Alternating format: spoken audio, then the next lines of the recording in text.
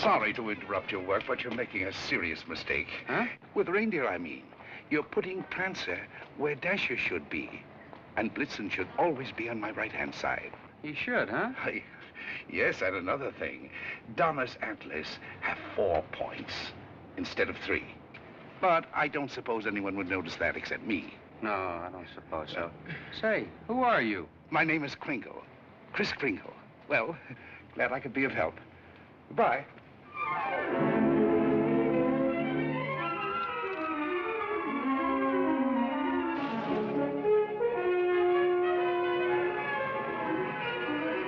You see, it's all in your wrists, like throwing a ball. Now watch. See? Mrs. Walker, that new Santa Claus you hired is wonderful. Where'd you find him? We answered the ad along with 100 others. He is good, isn't he? Well, the parade's ready to start. You coming? I'm going home and getting a hot tub. I may just stay there until next Thanksgiving. But you've worked so hard on the parade. If I want to, I can see it from the roof of my apartment. Bye.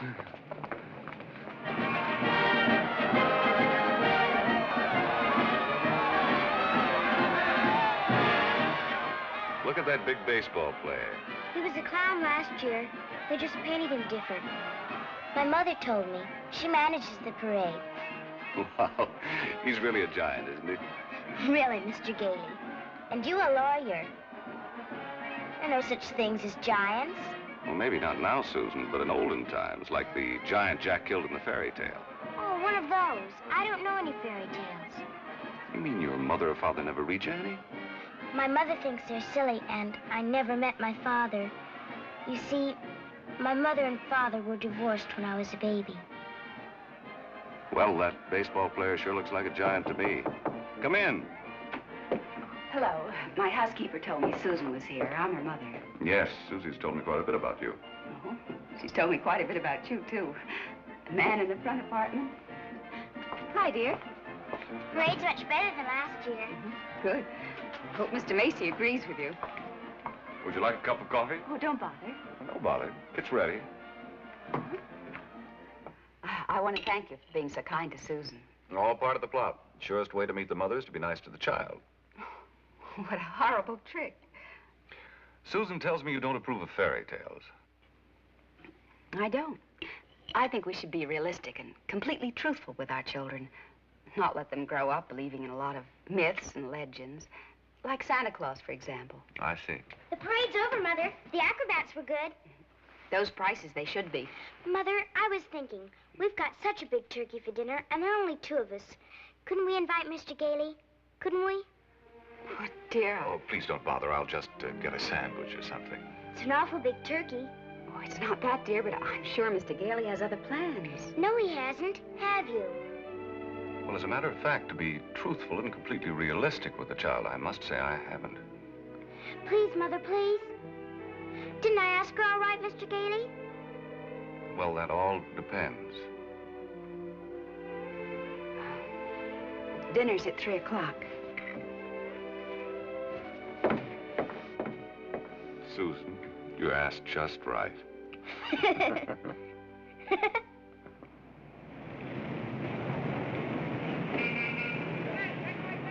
Before those screaming brats arrive, I want to give you a few pointers on how to be a good Santa Claus. Go ahead. Now, here's a list of toys we have to push. You know, things we've overstocked. You'll find that a great many children are undecided as to what they want for Christmas. When this occurs, you immediately suggest one of these items. You understand? I certainly do. All right, here they come. You get up there and go to work and memorize that list. And remember, be jolly. You're working for Macy's. Imagine that. Making a child take something he doesn't want just because he bought too many of the wrong toys. That's what I've been fighting against for years. And what's that, Pop? Praying to commercialize Christmas. And a Merry Christmas to you. Now then, what's your name, little boy? Peter. And what do you want for Christmas, Peter? I want a fire engine just like the big ones, only smaller. It's got real hoses and it squirts real water. I won't do it in the house, only in the backyard, I promise. Now, Peter, I see you're a very good boy. So you'll get your fire engine. You see, I told you to get me one. Yes, dear. Well, look, you wait right over there. Mommy wants to thank Santa, too. What do you mean by saying a thing like that? I've been all over town trying to find that kind of a fire engine. Macy doesn't have one. Nobody's got one. But you can get those fire engines at the Acme Toy Company on West 46th Street. Only $4.50. Wonderful bargain. Oh, I follow the toy market pretty closely. Macy's sending other people to other stores? Well, the important thing is to keep the children happy. Whether Macy's or somebody else sell the toy, that doesn't matter, does it?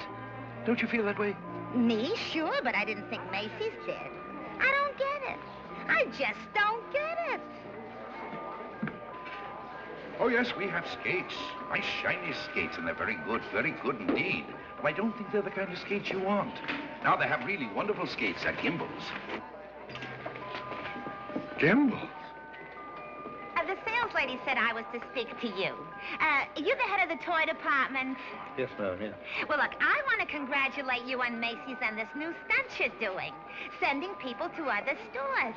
To think that a big store like this puts the spirit of Christmas before the commercial. I haven't done much shopping here before, but from now on, I'm a regular Macy customer. But Gimbel's. And when you come to see me at Macy's, I shall tell you all about the wonderful toys. This seems awful silly, Mr. Gailey. Well, maybe you'll feel differently after you've talked to Santa Claus. Goodbye, and Merry Christmas. Now, what's your name, little girl? Susan Walker, what's your name? Mine, Kris Kringle. I'm Santa Claus. You don't believe that, do you? You see, my mother is Mrs. Walker, the lady who hired you. But I must say, you're the best-looking one I've ever seen. Thank you. Your whiskers don't have those things that go over your ears. That's because they're real, just like I'm really Santa Claus. Go on, pull them. Go on, go ahead, pull. That's it! And what do you want me to bring you for Christmas? Nothing, thank you. Whatever I want, my mother will get me. Sensible and doesn't cost too much. Susan, dear, I think you've taken up enough this gentleman's time. Your maid had to go home. Her mother sprained her ankle. She asked me to bring Susan down here for you. Yes, she phoned. I thought as long as we were here, we might as well talk to Santa Claus. He's a nice old man, Mother. And his whiskers are real, too. Yes, dear. A lot of old men have real whiskers like that. Susan, if you'd like to go over and look at the dolls, I'll be with you in just a minute. I want to talk to Mr. Gailey. I didn't think there was any harm in saying hello to the old gent. I'm sorry. Well, I think there is harm. I tell her Santa Claus is a myth, and you bring her down here to meet a very convincing old gentleman with real whiskers. What's wrong with that?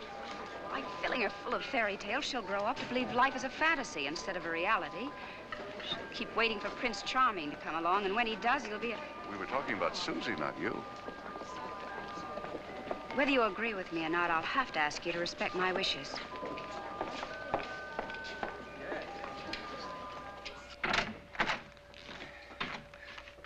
You sent for me. Yes, sit down, won't you? This is a lovely little girl you have here. Thank you. Susan's the reason I asked you to drop down. She's a little confused. Would you tell her that you're not really Santa Claus? That there's actually no such person? I'm sorry to disagree with you, Mrs. Walker, but not only is there such a person, but here I am to prove it. Oh, no, you don't understand. I want you to tell her the truth. What is your name? Kris Kringle. I'll bet you're in the first grade. Second. No, I mean your real name. It is my real name. Second grade. Good gracious. It's a progressive school. Oh, progressive school. Well, where did you get such a lovely outfit? Macy's. We get 10% off. Susan, would you go in and talk to Mrs. Adams for a minute? All right. Goodbye, young lady. Hope I see you again soon. I hope so, too. Bye. Kris Kringle. Address, Brooks Memorial Home for the Aged. If you care to call them and ask for Dr. Pierce, he'll be happy to confirm it. Age is old as my tongue and a little bit older than my teeth. Now, really. Well, that's the truth. Next of kin, Donna, Blitzen, Prancer. And Dancer.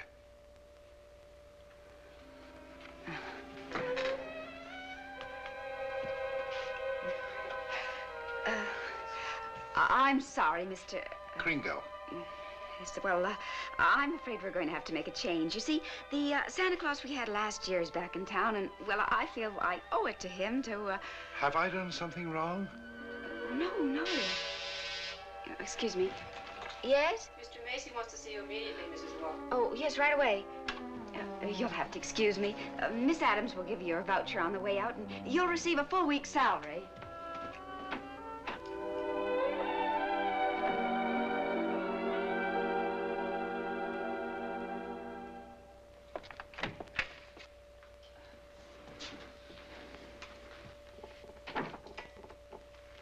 Now, about that new sales policy that you two seem to have initiated. It would have been better to clear it with the sales department first, don't you think? Mr. Macy, Macy's Santa Claus sending customers to Gimbel's. Preposterous. What? Yet, we cannot quarrel with success. Telephone calls, telegrams, over 500 parents expressing their undying gratitude to Macy's. So as a result, I've decided to make this the new sales policy for the entire store. If we haven't got what a customer wants, we'll send him where he can get it. In this way, Macy's will be known as the store with a heart. The store that puts public service ahead of profits. And consequently, of course, we'll make more profits. Well, I just want to express our appreciation and to tell you that in your Christmas envelopes, there'll be a more practical expression of our gratitude. Thank you, Mr. Macy. That'll be all. Thank you. Oh, and tell that wonderful Santa Claus of yours that I haven't forgotten him either. No, never mind. I'll tell him myself in the morning.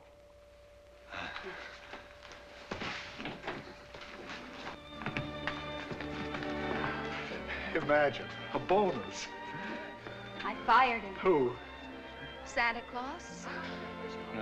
No. He's crazy, thinks he is Santa Claus. Well, I don't care if he thinks he's the Easter Bunny. You better get him back. Oh, it's too great a risk. He might have a fit or something. I tell you, the man's insane. Maybe just a little bit insane. Mr. Sawyer. What? We'll get Sawyer to examine him. He's a psychologist. That's what he's being paid for, to examine the employees. Can't get him back. He's already gone. Well, then you better scoot after him and get him, because if you don't, we're going to have a very unmerry Christmas. Oh, Mr. Kringle! Mr. Kringle! I'm afraid I acted rather hastily and perhaps unfairly. This other Santa Claus, well, Mr. Macy has found something else for him to do, and, well, we want you to stay on. Well, this is mighty good news. You see, Mrs. Walter, for 50 years or so, I've been more and more worried about Christmas.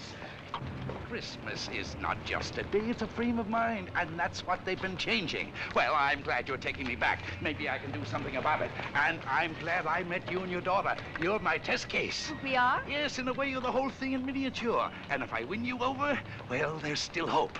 If not, I guess I'm through. But I'll try, and I'm warning you, I don't give up easily. Oh, well, Mr. Kringle, first thing in the morning, do you report to Mr. Sawyer's office for a little examination? Mental examination? Well, partly, yes. Oh, I don't mind. I've taken dozens. Haven't failed one yet. Yeah.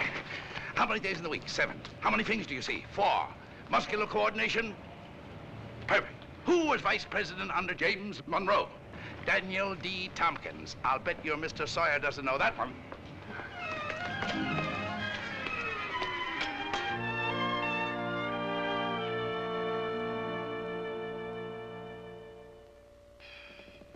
How much is 3 times 5? You asked me that before. I'm conducting this examination. How much is 3 times 5? Same as it was before. 15. You're rather nervous, aren't you, Mr. Sawyer? Do you get enough sleep? My personal habits are of no concern to you. Oh, I'm sorry. It's just that I hate to see anyone all tied up. How many fingers do you see? 3. You bite your nails, too? I want you to stand up straight with your arms extended. Muscular coordination test. Surely I'll be glad to. You know, very often nervous habits like yours is caused by insecurity. Are you happy at home, Mr. Sawyer? That will be all, Mr. Kringle. The examination's over. You may go. And it may interest you to know that I've been a happily married man for 26 years. Oh, I'm delighted to hear it. Bye. Your wife, Mr. Sawyer? That's it. Agnes, how many times have I told you not to bother with the office? No, I give you a perfectly liberal allowance. If that fat, stupid brother of yours would get a job, you wouldn't have to be pestering me all the time. Not a penny. How long have you known him, Dr. Pierce? Well, he wandered into the home about 8 months ago. Looked the place over and said, it'll do. Just stayed on. Has he ever told you his real name? He said he was Kris Kringle. We never pressed him further. Mrs. Walker, after giving that man a comprehensive examination, it's my considered opinion he should be dismissed immediately. Dr. Pierce, Mr. Sawyer. Excuse me, didn't Kris answer the questions correctly? Well, yes, he did, but there was a complete lack of concentration. There's no doubt about it, he should be placed in a mental institution. And wait a minute. People are institutionalized to prevent them from hurting themselves or other people. His is a delusion for good. He only wants to be friendly, helpful. Mrs. Walker, naturally I cannot discharge this man. So when he begins to exhibit his latent maniacal tendencies, which I assure you he will, the responsibility will be entirely yours. Oh, Dr. Pierce, if there's the slightest possibility of trouble, Now, what trouble could Kris possibly get into? No? Well, coming to work, for instance, a policeman might ask him his name. Now, you know that would get him into a fight. Well, that could be avoided easily enough. Find someone here in the store to rent him a room. Then they could go to and from work together. Oh, yes, that would solve everything. That's a wonderful idea. Yes, isn't it? Your son's away at school. What about his room? Well, I'll talk to Mrs. Shellhammer as soon as I get home. In the meantime, you take Kris home to dinner. Oh, no, I couldn't. Oh, really, Mrs. Walker? If I can supply the room, the least you can do is furnish a free meal.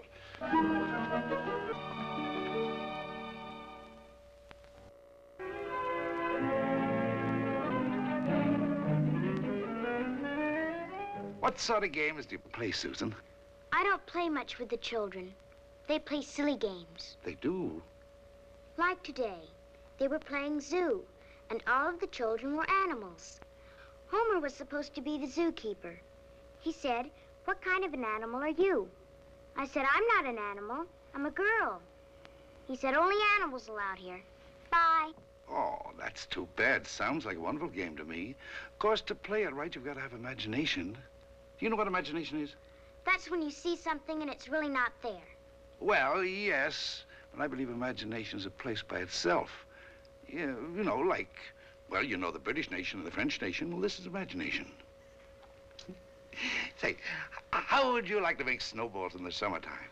Or drive a bus down Fifth Avenue, Or be the Statue of Liberty in the morning, and in the afternoon, a flock of geese flying south? Well, the first place, you'd have to learn to pretend. That's imagination. Now, the next time they play zoo, you tell Homer you're a monkey. But I don't know how to be a monkey. I'll show you. Now, stand up. First, you bend way over. That's it. Keep your arms loose. Now, then you scratch. On the contrary, the firm of Hazlip, Sherman, and Hazlip has been very good to me. But being an exceptional lawyer, I want to open my own office. Naturally. We're having our first lesson in pretending, and we're doing pretty well, too. She'll be having nightmares for weeks. But she'll be having a lot of fun in the daytime. Hello? Oh, Mr. Shellhammer, that's fine. The Shellhammers have a room for you. That's very kind of them, but I've accepted Mr. Gailey's offer to stay with him. Mr. Gailey? I'll get the meat. Oh, thank you, Mr. Shellhammer, but it seems he's made other arrangements. Yes, well, goodbye. Well, here we are. Steaks. No, it's venison. A friend of mine at the office gave it to me. What's venison? Oh, deer meat. If you don't like it, I have eggs for you. Could I have eggs, too? Venison, you know, I couldn't. Oh, I forgot. Well, there must be something you want for Christmas. Something that even your mother doesn't know about. Why don't you give me a chance? All right. Good. That's what I want for Christmas. A doll's house like this? No, a real house. A real house? If you're really Santa Claus, you can get it for me. And if you can't, just a nice man with a white beard like Mother says. Well, just because every child doesn't get his wish, that doesn't mean there isn't a Santa Claus. That's what I thought you'd say. But what could you possibly want with a house like this? Live in it with my mother. But you have this lovely apartment. But I want a backyard and a swing and... She can't get it, huh? I didn't say that. Well, it's a tall order, but I'll do the best I can. May I keep this? Mm-hmm. Good night, Susan. Good night.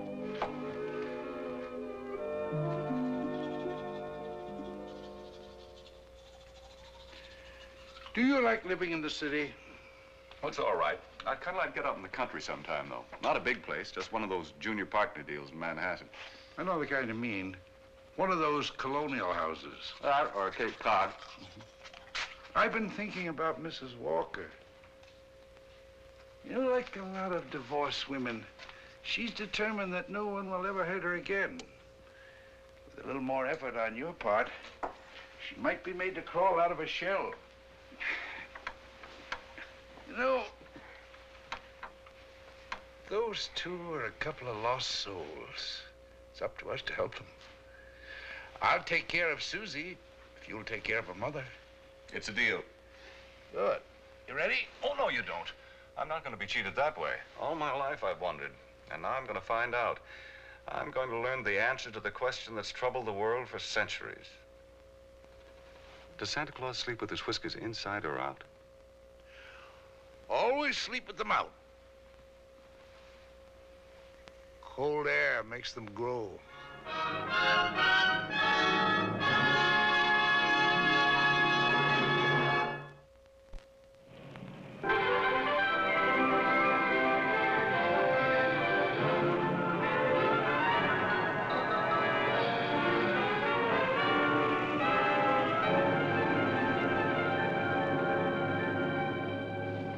This is one event I never expected to see.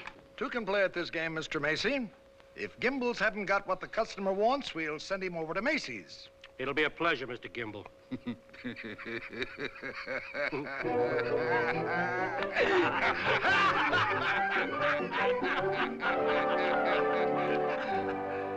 there they sat, adult but children still, children at heart. It was summer, warm, glorious summer. The end. Did you like that story, Susan? Mr. Kringle, do you think I'm going to get my house for Christmas? Well, I can't promise, but we mustn't give up hope. Good night, Susan. Tomorrow evening, I'll read you another story. I can't. I've got to go to school. Isn't this vacation? Yes, but this is what they call a required function. Required function? The Fillmore Progressive School requests your presence at a special performance of a Christmas play to be given in the modern manner. What does that mean? A Christmas play without Santa Claus. Well, a Christmas play without a Santa Claus? The performance will be followed by a short address. Subject, exploding the myth of Santa Claus. The guest speaker will be Mr. Albert Sawyer.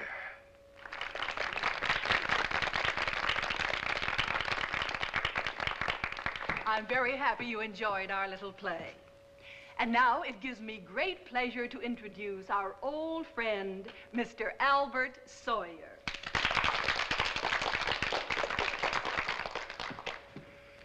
Parents and young people, it's thrilling indeed to see so many happy, smiling faces. I know you're all looking forward to a joyous Christmas, but as those of you in this intelligent group know, this is going to be a Christmas without Santa Claus. Such a person as Santa Claus or St. Nicholas or Kris Kringle does not exist. Never has existed and never will exist. This silly old man in his red suit represents the wishful dreaming of all people. He's the all-giver, the generous father. Mature adults who keep this myth alive are clinging to childish fantasies and show themselves afraid to face realities.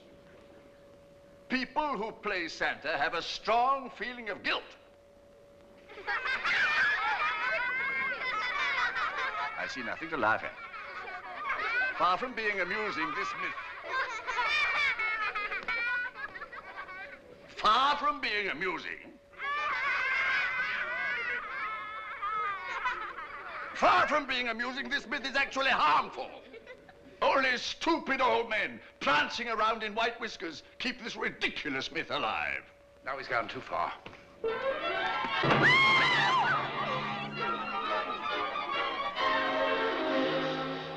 He became violent because I attacked his delusions, and he'll do it again. Well, if you ask me, I think we ought to get an outside psychiatrist to examine him. Then you better do it right away before Mr. Macy hears about it. Oh, that's right. You explain it to Mr. Kringle. After all, you're his friend. Oh, no, I can't. Well, I've grown very fond of him, and this is going to hurt him deeply. I just can't. All right, what can we do? I think I have it. You tell Kringle Mrs. Walker wants him to leave at once in order to have some publicity pictures taken with the mayor. I'll have a car waiting outside, and once we get him in the car, we'll drive him straight off to Bellevue Hospital. Yes, that'll do it. I'll ride up front with the driver.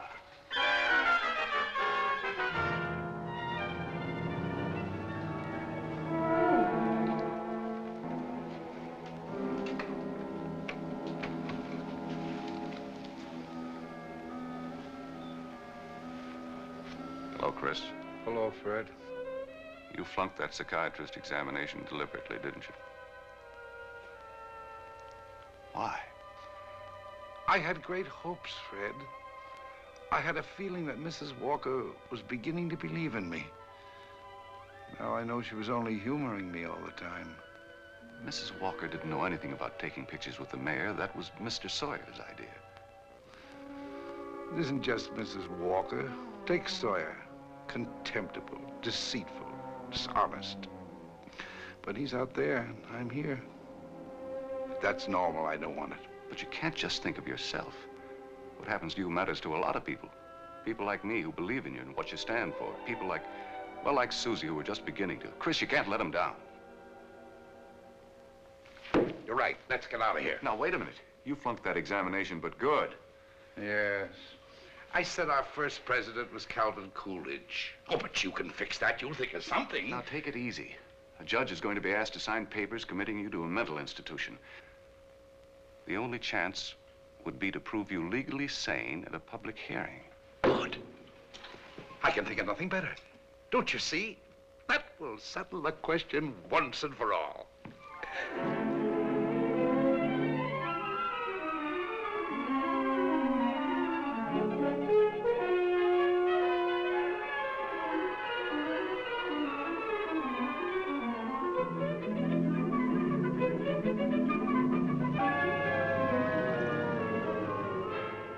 You solemnly swear the evidence you are about to give at this hearing is the truth, the whole truth, and nothing but the truth? I do. Good morning, Your Honor. Good morning. You may proceed, Mr. District Attorney. My name's Thomas Mara. What's yours? Kris Kringle. Oh. Where do you live? That's what this hearing will decide. It's a very sound answer, Mr. Kringle. Thank you, Your Honor. Tell me, do you really believe that you're Santa Claus? Of course. The state rests, Your Honor. In view of this statement, do you still wish to put in a defense, young man? I do, Your Honor. I'm fully aware of my client's opinions. In fact, that is the entire case against him. That Mr. Kringle is not sane because he believes himself to be Santa Claus. An entirely logical assumption, I'm afraid. Not necessarily, Your Honor. You believe yourself to be Judge Harper, yet no one questions your sanity because you are Judge Harper. Mr. Kringle is the subject of this hearing, not me. Exactly. So I intend to prove that Mr. Kringle is Santa Claus.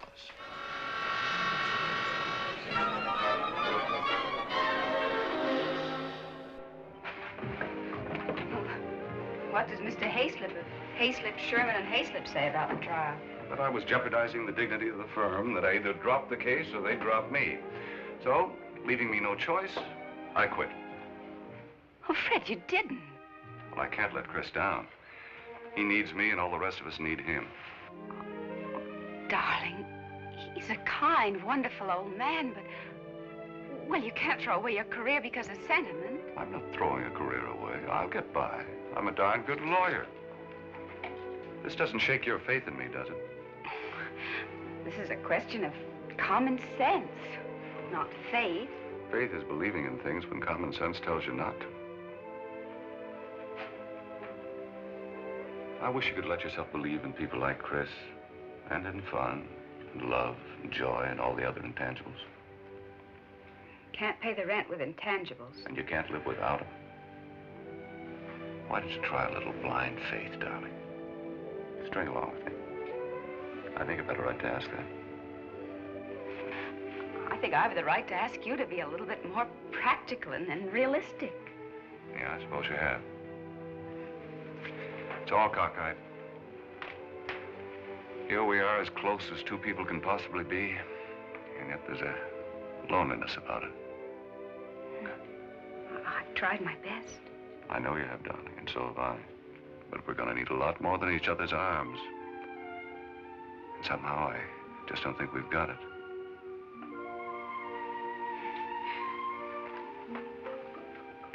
Funny. With all my common sense, I was just beginning to think this time it might work out. So was I, but...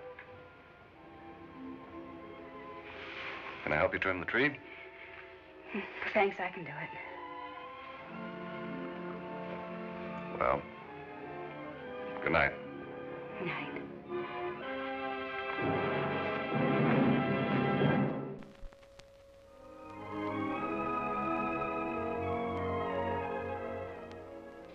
Your name, sir?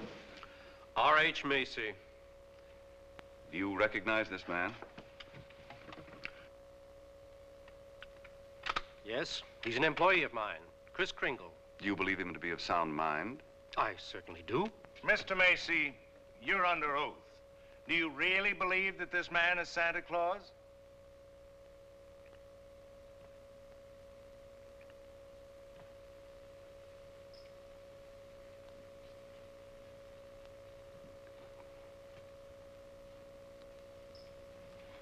Do you? I do. That is all.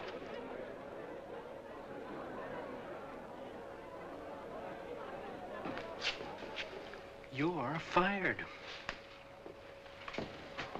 Your Honor, there is no such person as Santa Claus, and everybody knows it. I ask that the court make an immediate ruling. Is there or is there not a Santa Claus?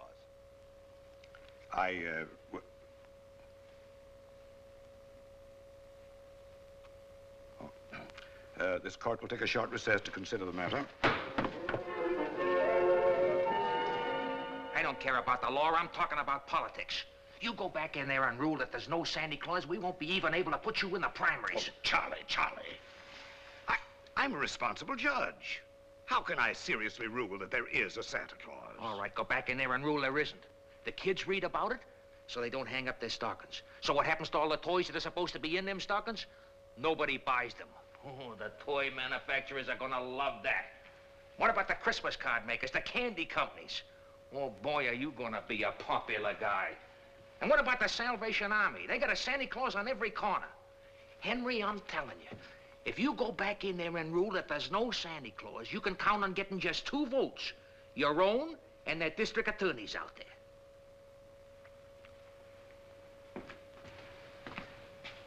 One. District Attorney's Republican. The court will rise.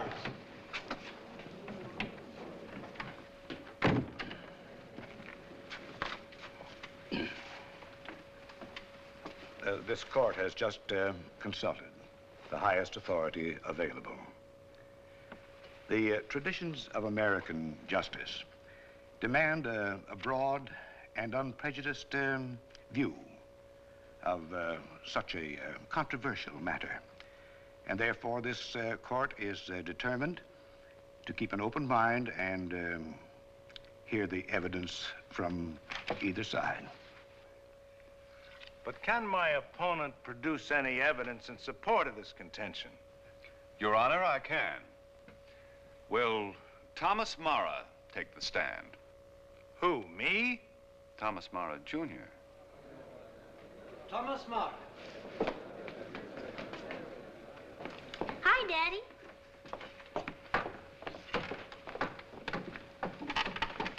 Tommy, you know the difference between telling the truth and telling a lie, don't you?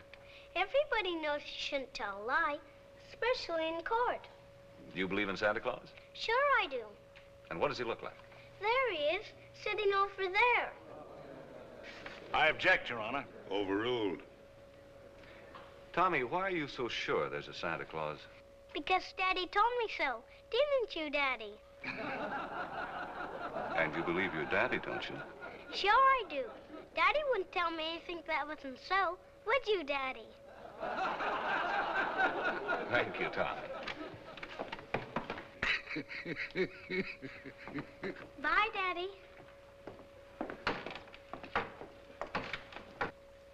The state of New York is willing to concede the existence of a Santa Claus. But I ask that Mr. Gailey produce authoritative evidence that Mr. Kringle is the one and only Santa Claus. Your point is well taken, Mr. Mara.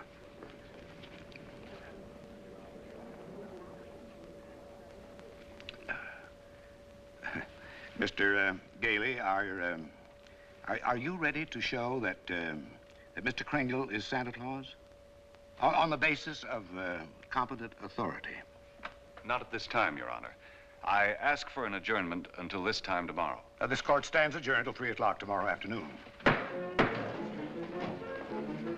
Bath's all ready. What are you doing? Writing to Mr. Kringle to tell him I believe in everything he told me. Everything will turn out fine. Oh, that's nice. He'll like that. Where shall I send it? Why don't you send it to the county courthouse? Okay.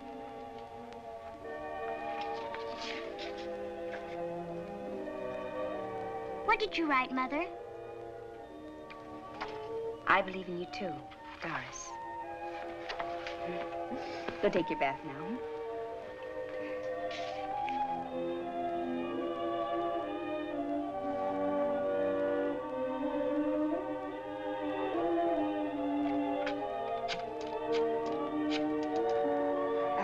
Could you give me the number of the main post office, please?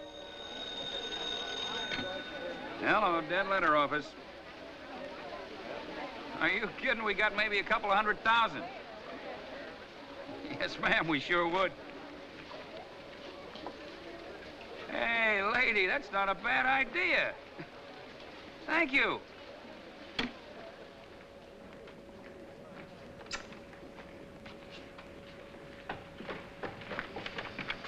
Chris, I've got bad news for you. I've tried every way to get some competent authority. I wired the mayor, the governor, everybody. Susan. And means more to me than all the mayors and governors in the world. It's all over. He hasn't got a thing.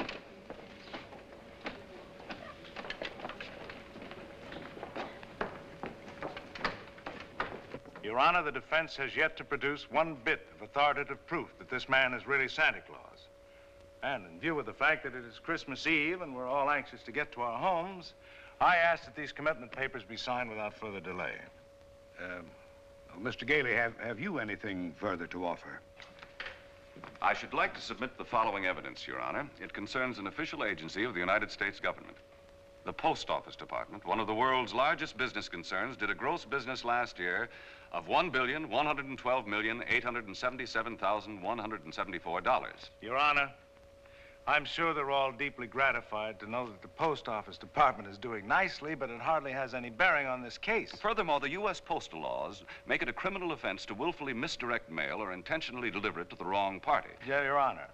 I'm sure that the state of New York is willing to admit that the Post Office Department is authoritative, prosperous, and efficient. For the record? For the record. Anything to get on with this case. Then, Your Honor, I offer these letters in evidence. They're simply addressed to Santa Claus, yet they were each delivered to Mr. Kringle by bona fide employees of the Post Office Department. I offer these as authoritative proof. Your Honor, 3 letters are hardly authoritative proof. I have further exhibits, Your Honor, but I hesitate to produce them. Oh, I'm sure we'd all be glad to see them. Oh, yes, indeed. Put them on my desk. On your desk? Yes, yes. Very well, Your Honor.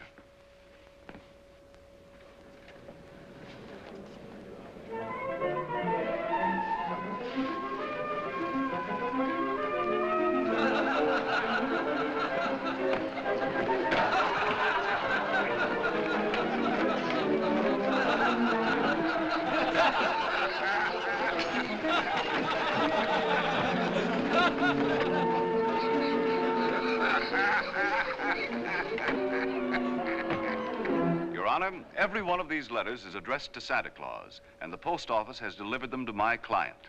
Therefore, the United States government recognizes this man, Kris Kringle, as Santa Claus. If the United States of America believes this man is Santa Claus, then this court will not dispute it. Case dismissed. Thanks, Your Honor, and a Merry Christmas to you. And a Merry Christmas to you, Mr. Kringle. Oh, I got your note. It made me very happy. Oh, I'm glad. Kris, won't you come to dinner tonight? I know. I'm working tonight. You see, it's Christmas Eve. Merry Christmas!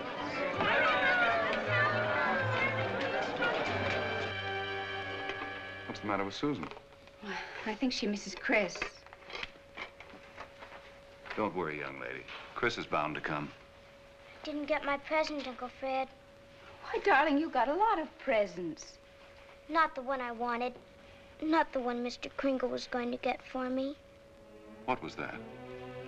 Doesn't matter. I didn't get it. I knew it wouldn't be here, but I thought I'd get a letter or something about it. Hello? Hello, Susan. Merry Christmas. Well, it wasn't really a promise. I said I'd do my best. You couldn't get it because you're not Santa Claus, that's why. Just a nice man with white whiskers like my mother says. And I shouldn't have believed you. Susan. Merry Christmas, Kris. I'm sorry Susan is disappointed in me. Oh, she'll be all right. Here's Fred. Merry Christmas. Where are you? Out at the home. Fred, we're giving a little party this afternoon. Will you bring Mrs. Walker and Susan out to help us celebrate? Of course I will. Now, you turn off the parkway at Seymour. Drive 3 blocks, then turn onto Ashley Drive. You'll see it on the right. Got it. Bye. Susan, I was wrong when I told you not to believe in Mr. Kringle. You must have faith in him. But he didn't get me that. That doesn't make sense, Mother. Faith is believing in things even when common sense tells you not to. I mean, even though things don't work out the way you want them to the first time, you still gotta believe in people. I'll try.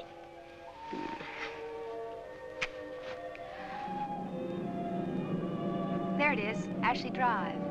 I do believe. I do believe. I do. Stop, Uncle Fred, stop! Susan!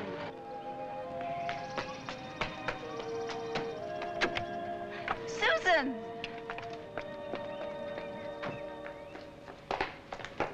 Susan? You shouldn't be running around in other people's houses. But this is my house, Mommy. The one I asked Mr. Kringle Now, for. Susan, darling. It is. I know it is. Oh, you're right, Mommy. If things don't turn out right the first time, you've still got to believe. Mr. Kringle is Santa Claus. He is. I'm going to see my swings. You told her that?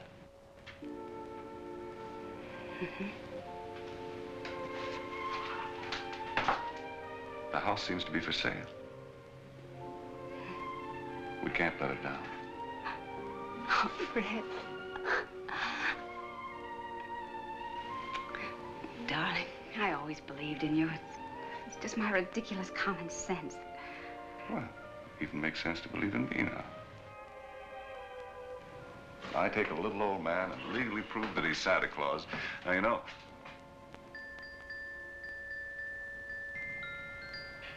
Oh, no.